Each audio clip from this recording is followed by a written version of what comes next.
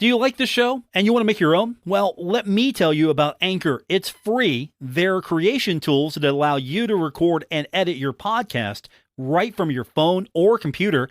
And now you can even add any song from Spotify directly to your episodes. The possibilities are endless for what you can create. Now, Anchor is going to distribute your podcast for you so it can be heard on Spotify, Apple Podcasts, and many more. And you can make money from your podcast. No minimum listenership needed. It's everything you need to make a podcast in one place. Download the free Anchor app or go to anchor.fm to get started. ESPN 94.1 FM and AM 930 present The Drive.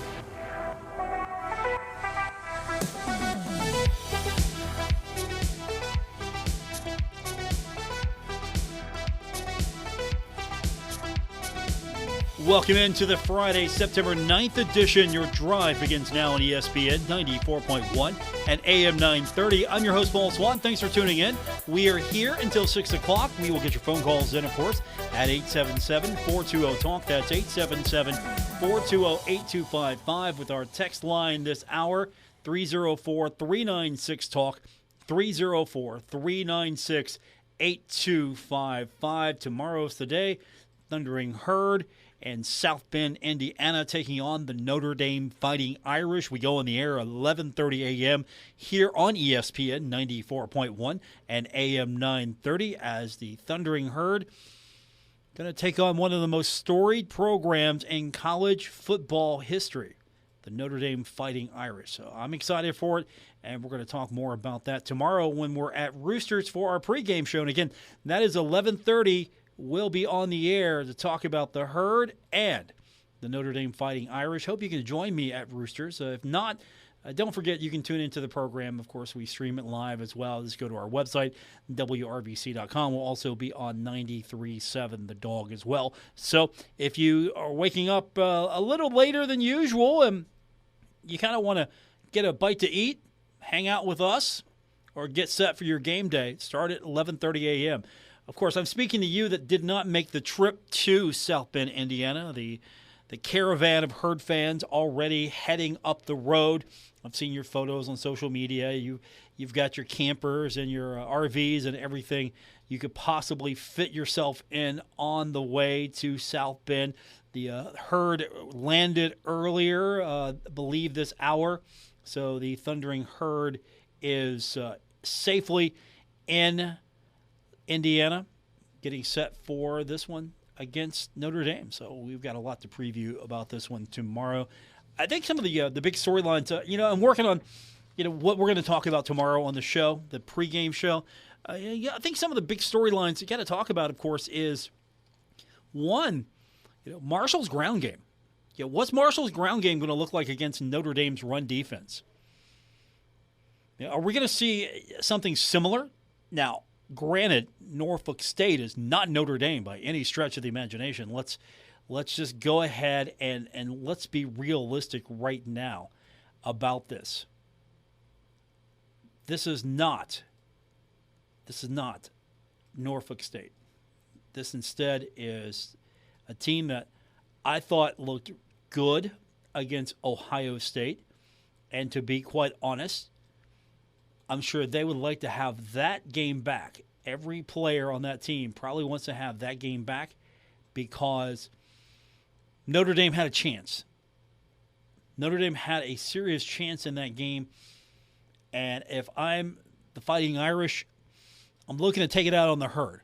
But with that said, that can only carry you so far. So, one of the things I'm really interested in is, are we going to see a repeat performance? Are we going to see a couple of 100-yard performances from Ethan Payne, from, of course, Kalen LeBourne? We're going to see that. Also, how's that Marshall defense going to hold up against Notre Dame? This is a team that really didn't have any success on the ground against Ohio State. 76 yards. That's it, 76 yards. And so are we going to see Notre Dame try to run more, maybe set up the pass? Because as Coach said about their tight end, he's real. Michael Mayer. He's a junior. And when Coach calls you real, you know you've got Coach Huff's attention when he states that. Anytime something is real, that means he's got the attention of Coach. So are we going to see the running game find success against the defense? Or is it going to be a slugfest? Because Notre Dame held Ohio State to 21 points. Not too many teams are going to hold Ohio State to 21 points. I mean, we're talking about a front runner in the Heisman and C.J. Stroud as your quarterback. He's on everyone's short list right now for Heisman. He's on my short list as well for Heisman voting. Yeah, I'm keeping an eye on him every week to see where he's at. And Ohio State's got really a great offense here. Notre Dame was able to hold him to 21 points.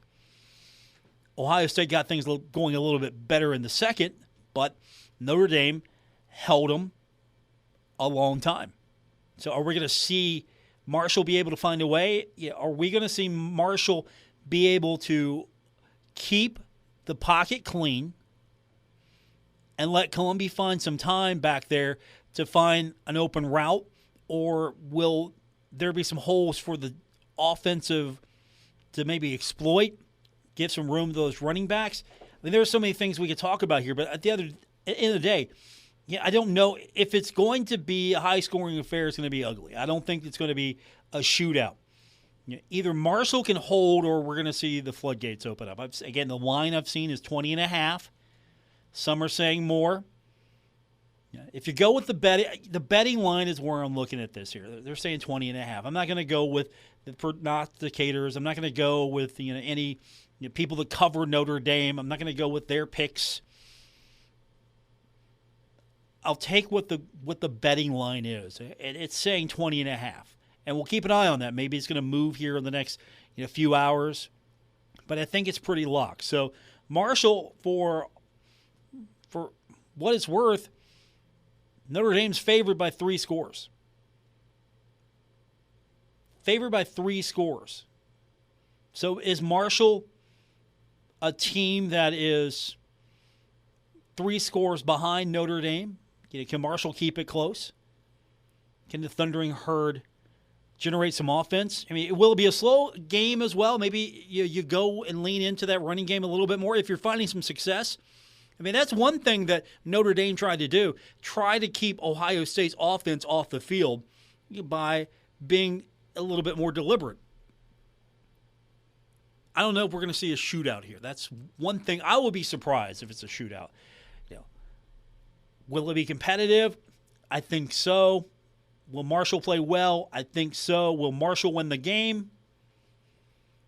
We'll find out what I think tomorrow. We'll be live at Roosters. You can tune in on 93.7 The Dog and, of course, on ESPN 94.1 and AM 930. So the Thundering Herd and Notre Dame going to do battle. We've got high school football tonight. It's a light night for us. Usually we've got 3 games going. We've got Huntington High, Spring Valley, and Cabell Midland on most nights. Well, it's early in the season already. Spring Valley and Huntington High, both teams have off weeks. So you might have seen some of the video floating around. The moms for Huntington High went up, did some tackling. They had an event with the moms, and they were tackling the kids. They were all in pads and everything. So they've had some fun up there, just to keep it light while the off week. I know you want to have your off week a little bit later, but you get it when you get it. So we only have one game tonight, and that's Cabell Midland. Chris Tatum's going to join us here in a little bit. We'll talk to him. He'll give us a preview of what we can expect tonight from the Cabell Midland Knights, a team that has fallen out of our Drive Power 5. So we've got that to talk to you about. How far does Cabell Midland have to go to maybe get a little bit respect back from people in the tri-state? Because right now, Spring Valley, Ironton, Huntington, Raceland, GW, those are the top 5 teams, and GW is tied with Hurricane and our Drive Power 5, so that's going to sort itself out tonight. Where does Cabell Midland fit into that power structure? But according to our voting, Spring Valley is still the top team in the tri-state, Huntington number 3, with Ironton number 2. I think that's skewed a little bit. I would have personally, and I did, I put Huntington 2. Spring Valley 1, Huntington 2. I had Raceland 3, Ironton 4, and GW 5. That was my personal vote. And again, I could have done it 2 ways. I could have told you what it really is and just give you my personal vote, and that's the Power 5. Or I could do what I did, and I opened it up and let some other people have their opinions as well. And so I think Ironton's not the second best team in the Tri-State. I think Huntington is. I think Spring Valley's number 1 right now, but I think Huntington's the second best team in the Tri-State. And I think Raceland's right up there as well. That's just my take on where these teams rank. We'll have a new Power 5 coming up next week, but tonight we've got Chris Tatum coming up later on to talk about Huntington High and Spring Valley's nemesis in Cabell Midland. So that's what's coming up. We will get some of your text in. Those of you who stayed behind, not going to Notre Dame to see the Herd take on the Fighting Irish, what are your game day plans tomorrow? And do you think Marshall is really a team that is going to lose by 3 touchdowns? Do you think Marshall loses by 3 touchdowns? The text line is 304-396-TALK, 304-396-8255. We got more coming up. It's The Drive on ESPN 94.1 and AM 930.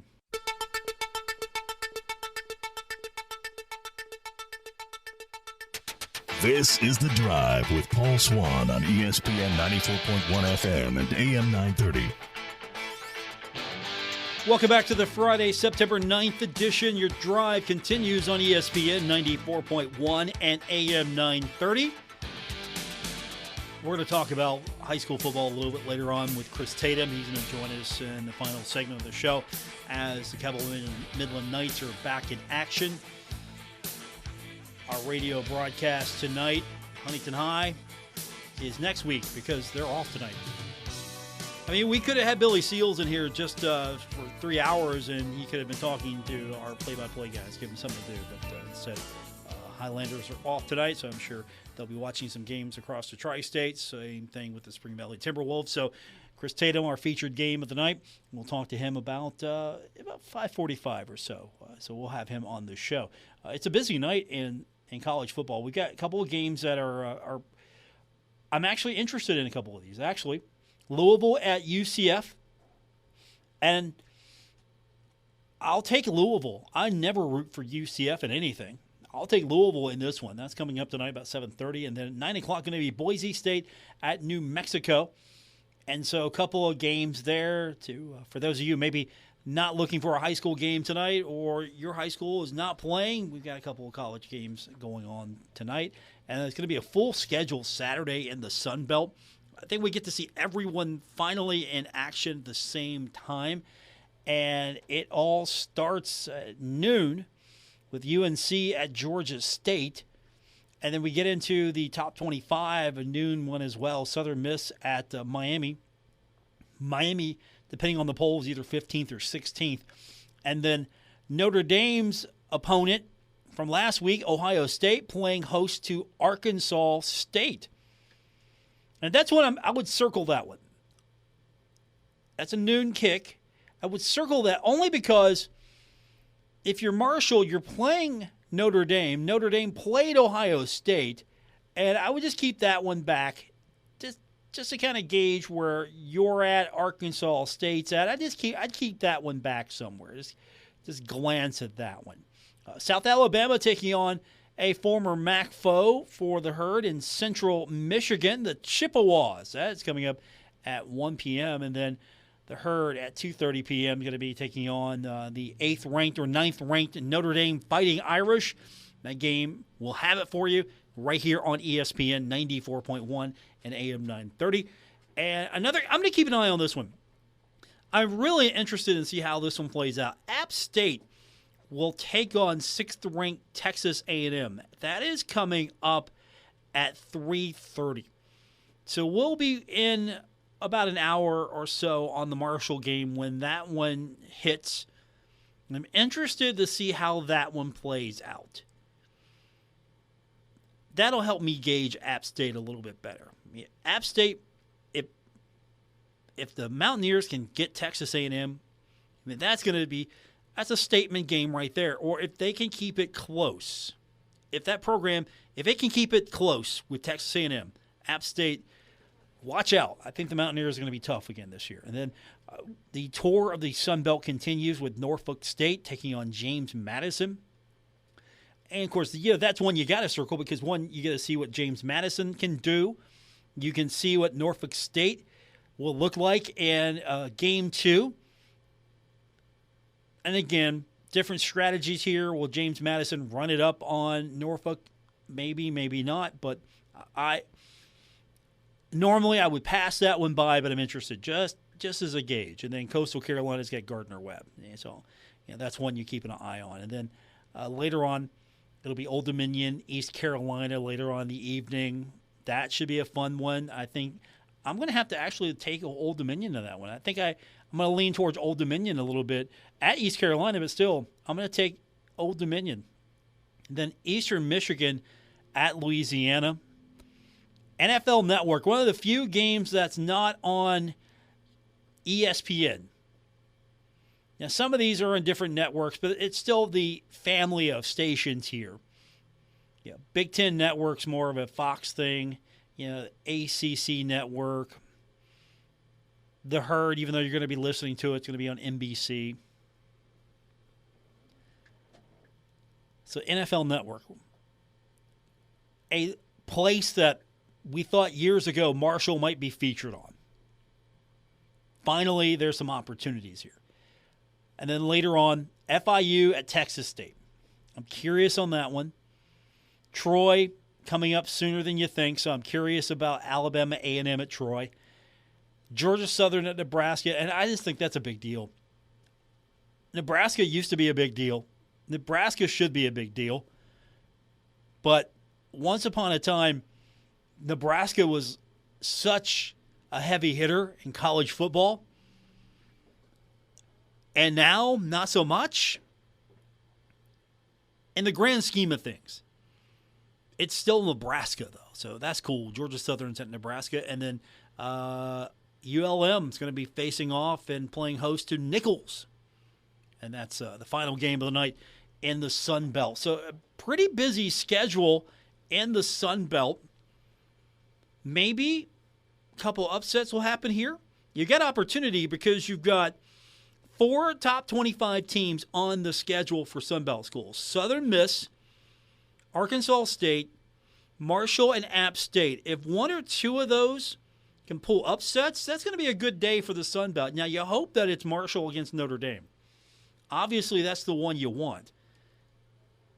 But App State and Texas A&M, I think if I'm calling an upset, I would call App State over Texas A&M. Just something about that game.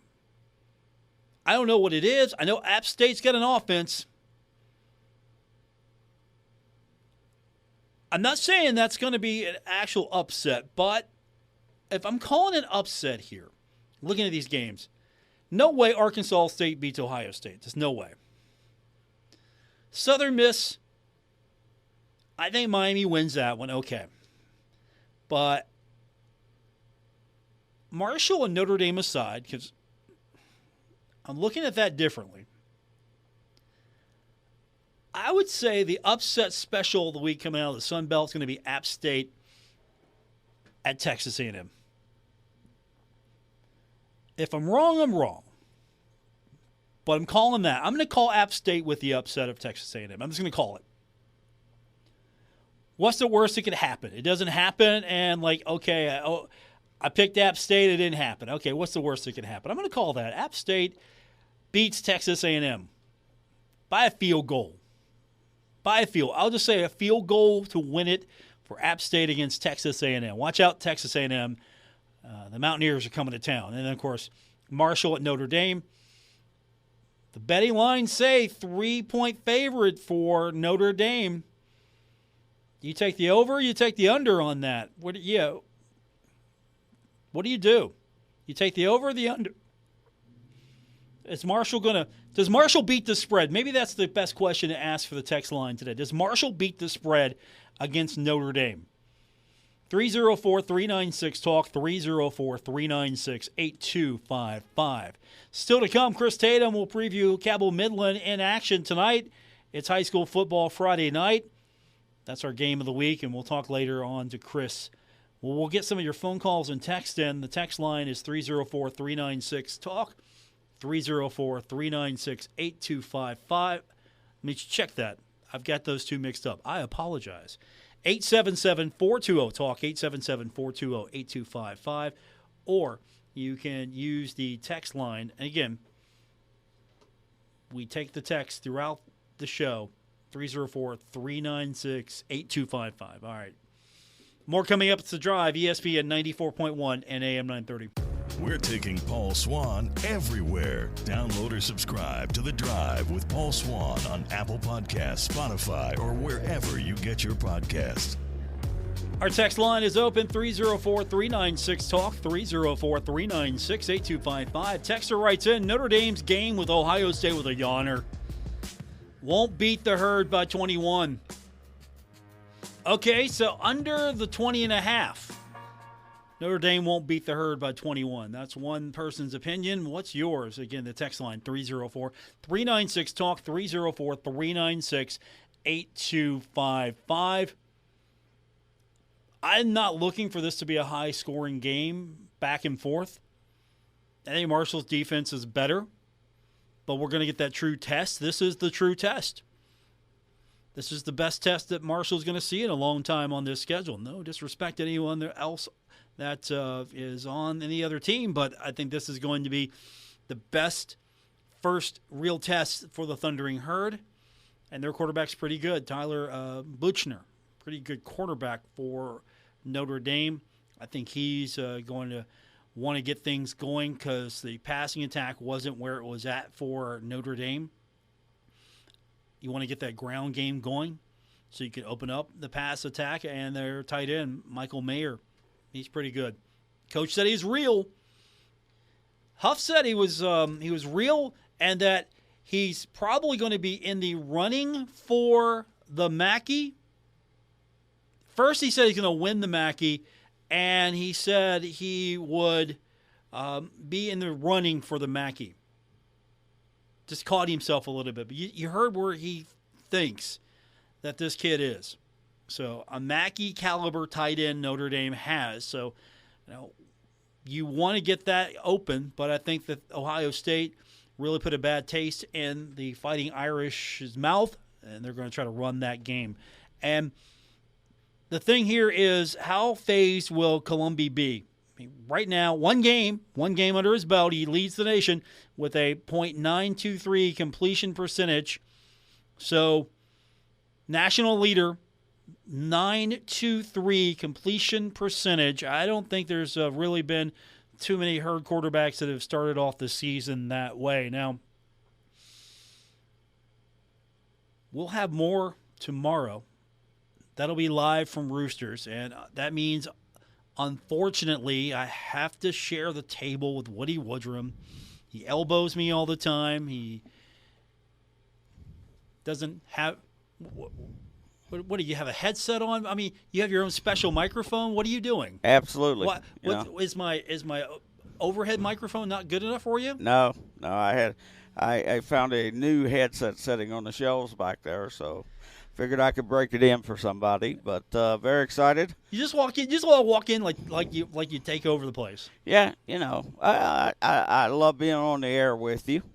And it's you Friday. missed me. Okay, you missed me. It's Friday. I feel like I should be getting ready for a game. Since about 2 o'clock today. You know what Shatner said to some of his fans? Get a life. Yeah, I know. Get a life. I am actually going to watch the GW Hurricane game tonight, so I can kind of steal some GW alignments for their offense and defense. And it should be a good game. I also will probably have at least the football games turned on with sound down, but hey, we don't watch games on TV. Right. You know that's company policy. I just right? turn them down. Yeah, you know that. That's company policy. We don't. Game TV doesn't exist. And the games are much more well done on the radio. Yeah, TV doesn't. I don't know what people talk about these TV games. That doesn't exist here. This that when they're not a game. I mean, we're going to go to Roosters tomorrow. They have 40 TVs. I don't know why, because they don't televise TV. The games on the TV. I'm pretty sure that you mentioned U of L and UCF earlier in this broadcast. Okay, we don't carry that game. So if we don't carry that game, it's on TV. Okay. It's on TV. Okay. If we carry the game, it's not. I have strict orders from, I am to ignore. Television doesn't exist. I have strict orders. And I do also want to reach out to the folks who might be listening, who normally listen to us on the Huntington game. I know when they went back to look at it on the video later, it didn't sound right, but we got that fixed on Wednesday. That was a good thing, so we got the whole system ready to go. I apologize to the players yesterday out at practice. And in speech class, they tell us not to apologize, just keep going. Yeah, but, I made a point with them. I said, it was a wrong chord with a wrong end on it. And I said, a small thing like that made a big deal out of what was going on. I said, it's just like football. You might think the smallest thing is not important, because the coaches were kind of preaching that at the end of practice, because they weren't going to practice today. This just in, technical difficulties that we've all forgotten about. Woody Woodrum has reminded us of. Well, I just want to remind the Huntington listeners who listen to us that we do want to fix those things. We do want it to be right for them. All right. I think you're good. I don't think anyone really said anything to us here at Kendrick Corporate. Well, so I heard a little bit in the Huntington people. So okay. I've got my people. Okay. So, here's Woody Woodrum telling the entire Tri-State all the technical problems. And they did like our football preview issue. They thought that was wonderful. All right. For the insider. Okay, be on your best behavior. Chris Tatum's coming up on the other side of the break. Oh, don't I know him? No. Didn't he used to work with me? No, no? Never heard of him. Okay. Yeah, you don't know him. He works for Cabell Midland. He's a different school. Ah, okay. Different school. He's going to save me a parking space out there when we go play, right? No, that's not happening. Oh. That's not happening. I'm crushed. Yep. More coming up. It's The Drive, ESPN 94.1 and AM 930. This is The Drive with Paul Swann on ESPN 94.1 FM and AM 930. One game tonight across our Kendrick Communications family of stations. The Campbell Midland Knights are back in action, and that means, once again, Chris Tatum is back in action. He's with us now on the program. He'll have the call of tonight's game. Chris, it's been a while. It has been a while. Yeah. What have you been doing with your time off? We had a bye week last week, so we had a full week break. So who does that? Week 2. Who does that? Apparently Cabell Midland did that, which was a little shocking to me. But we're here in week 3 at Capitol, up at the Laidley Field, University of Charleston Stadium, if you will. So things are, they're out there warming up, getting ready to play a ball game here. So regardless if they had a week off, they better be ready tonight because, they're playing Capitol. Always a dangerous team, but they've had a few tough weeks, as you well know. Harrisburg South and Hurricane both blanked them, and now Midland gets their shot after a tough opening week 2 weeks ago for them.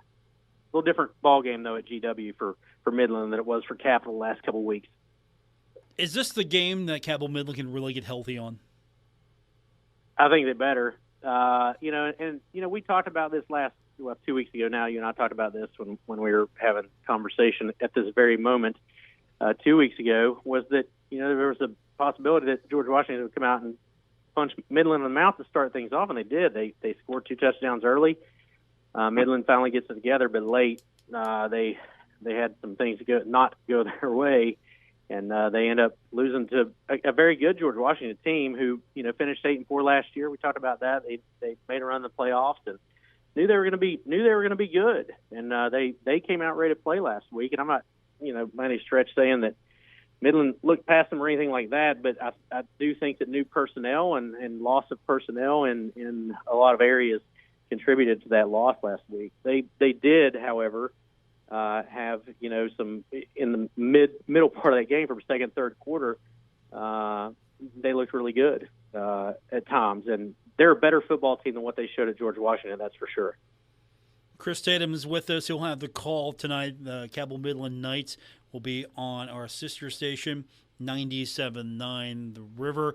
Joining me in studio, Woody Woodrum. He usually has a Huntington High game to call, but since he has nothing better to do, Chris, he just came in and sat down in my studio, and he won't go away, so he's going to be on the program now as well. You remember him, right? You used to work with him? I do remember him. Absolutely. You know, Chris. How could I forget that guy? Chris, I honestly thought Midland made more mistakes in the first quarter than I've seen in 10 years of doing Huntington and watching their games. It was like they just hadn't talked or anything. And silly penalties and all Yep. sorts of mistakes. It's always tough to open on a Thursday night too. I think that makes it a big deal. And GW is a very good team. They're going to throw it around. Their quarterback's really good. They've got a couple of outstanding receivers, and I mean it's a Marshall matchup in the coaches, Mark Mason, Luke Salmons. Of course, we're seeing Carl Lee and Melvin Cunningham, and a lot of Marshall guys are popping up all over the place coaching teams. But both teams need an improvement in their play. Somebody's got to lose, so both teams need to win. But, both teams need to play better. Although, as you said, Midland played much better in the second half. I thought watching the game that they had a chance to come back and tie it up or go to the lead. And it just, it still just didn't work out for them for whatever reason in that early game. Well, it's like you said, Woody, there was a lot of mistakes made in the first half. But all the way through, I mean, it was, again, there were communication problems. You could see that. Watching that ball game, that there were communication issues, but also those fundamental things that you're not used to seeing, like you said just a minute ago, not typical of a Luke Salmons team. And, I would credit that to, 10 new starters on that squad, and Curtis Jones Jr. comes in and did a good job last week. But like you said, late, they had a shot to tie it up, and there were times they just didn't execute. They should have been, it should have been 28-21, in the fourth quarter like that. They had many opportunities and just did not execute. But, during that late part of the second quarter into the third quarter and early in the fourth, they looked good. Like you said, they looked like they got them back together, but that late fumble just killed them, down towards the GW end zone.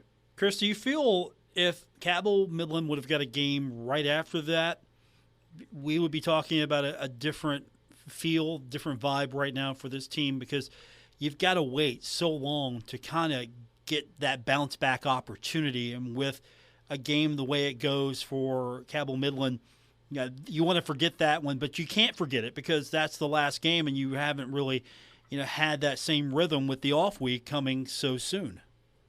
Well, I think there's going to be a different vibe to this team anyway. I mean, there was the vibe going out 2 weeks ago was good. I mean, when we talked, I told you this team expects to go out and win and be playing late in the year.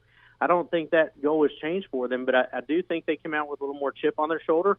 But I think, too, based on some of those mistakes that kind of Woody and I were talking about as well, they knew they needed that. And it's not they needed the extra time, but I think it allowed them the time to really get in a situation where they learned to communicate a little better, because it was evident last week communication just wasn't there. There were some mishaps that shouldn't have happened, and like I said, with new personnel, the way they've had new personnel coming into the starting lineup this year, I think that was evident. So I think not that they needed it, but it certainly gave them more time to learn how to execute and learn how to communicate as a team, and establish some leaders through that 2 weeks of practice too. I think that's key for them tonight. But I do think they're coming out with a chip on their shoulder, and they're gonna be out here to punch Cabell in the mouth early. So I think they can absolutely do that. Like I said, that's a better team than they showed a couple weeks ago. Chris, I don't think this last week was a planned outage. They just could not get a team to fill their 10th spot. It seems like to me from the outside, that makes it look like, if you lose a game but you go 9-1, people shrug their shoulder and go, oh, well, they're really good. If Huntington runs the table after a loss, then they'll be 9-1. But, when you've only got 9 games and you're already the best you can win is 8, I think it puts pressure on the team to execute in those games you have, because they'll have another open date as well, but then they have that great end of the season schedule where they're at home pretty much for the rest of the year. Yeah, we're here tonight, next week, South Charleston, and then from then on out, we're at the Castle. And that's great for them. And I'll just be honest with you, I told Paul this, in the 24 or so years I've been doing this, I've never had a schedule like that that's travel-friendly like that. But certainly it's a different look. If you're talking about 8-1 versus a 9-1 and don't have that 10th game on the schedule, it's already been talked about. I mean, it does give it is a different look. But they've got to win ball games from here on out and win convincingly and get things together and execute as we know they can in order to make that 8-1 not be a topic of discussion. Chris Tatum is with us tonight. The Cabell Midland Knights are in action, hoping to take out their frustrations on Capital, and then hopefully everybody's back in a rhythm next week. You know, we'll have all our local schools back in that rhythm. Everybody's off weeks will be done, and we can talk about football for the next few weeks. But Capital City tonight, I know. Are you expecting a good crowd here? How many people are coming to the game? How many people are heading to Indiana? That's probably the big question here. That's the game. That's the thing we all want to know. Why aren't you in Indiana right now? Because I'm here. Okay, I'm here doing dedicated. That was a so. trick question. You're dedicated.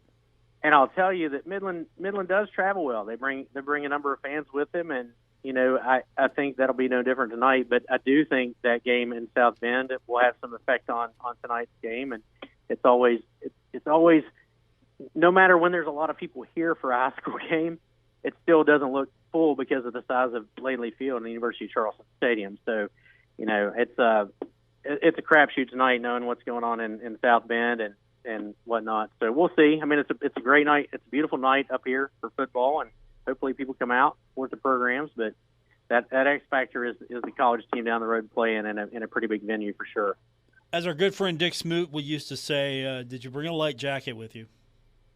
We're inside, man. I mean, I did bring a pullover, but we're inside. So you know, it's always an easy setup here, and you don't have to worry about the heat or the cold when you come to Capital. That was a trick question, Chris. Chris, you know, you got to make sure though you get the tall chair, because as we are a bit vertically challenged, you've got to get an extra cushion or so there, so you sit high enough you can see the game.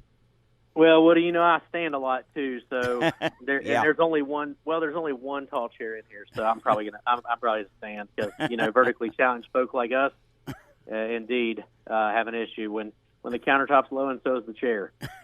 You know, that wasn't coming up on this show until he brought it up, Chris. Hey, look, because this is radio. What we are, aren't This is radio. We can't see your height. It's okay. You can be who you are here. Yeah, but Woody, we are who we are, right? That's it. We there you go. We talk big, and we stand as big as we can. That's it.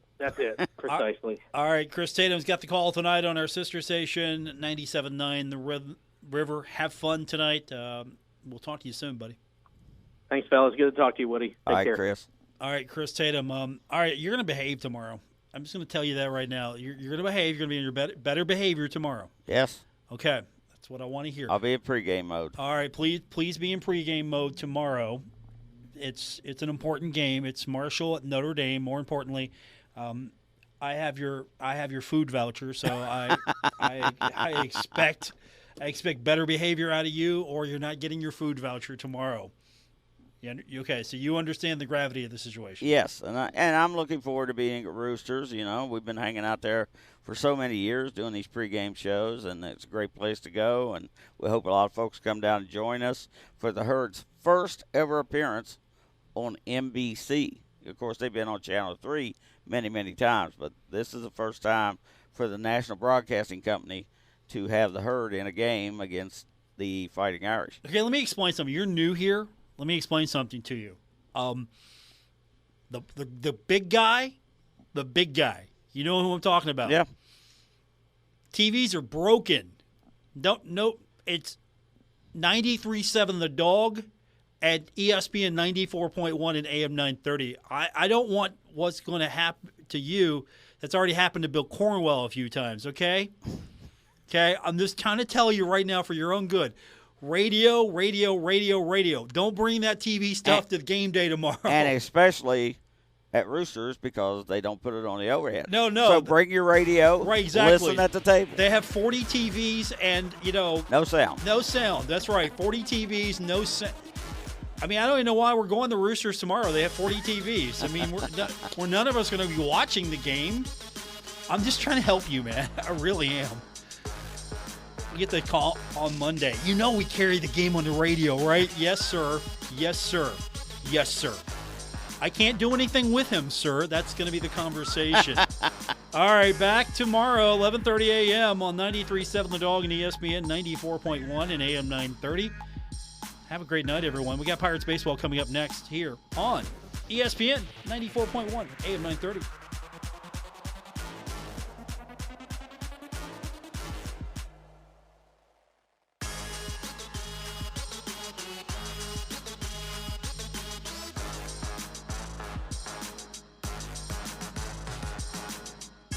WRBC Huntington, W227BS Huntington. This is your radio home for Pittsburgh Pirates baseball, ESPN 94.1 FM and AM 930.